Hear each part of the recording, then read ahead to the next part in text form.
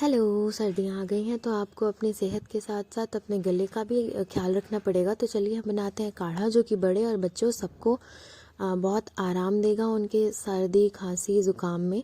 तो सबसे पहले यहाँ पे 2.5 गिलास पानी, 2 चम्मच अजवाइन और 2 तेज़पत्ता, 5-6 लौंग और 1 इंच अदरक को कूट के डाल देंगे। फिर इसमें हम दालचीनी भी डाल देंगे 2 इंच के और फिर इसको अच्छे से उबाल आने तक मिलाएंगे। इसमें मैंने यहाँ पे 1 चम्मच भेली भी डाल दिया है। भेली बहुत अच्छा रहता है, आप चाहें तो चीनी भी डाल सकते हैं, मगर भेली से ज़्यादा अच्छा रहता है। अब इसको आधा होने तक पका लेंगे। फिर से पकाने के बाद अगर आपको सूखी खांसी है तो आप इसमें घी डाल के पीजिए, अगर बलगम वाली खांसी है तो आप ऐसे ही पीजिए। मुझे बताइएगा ज़रूर आपको कैसी लगी। Thank you.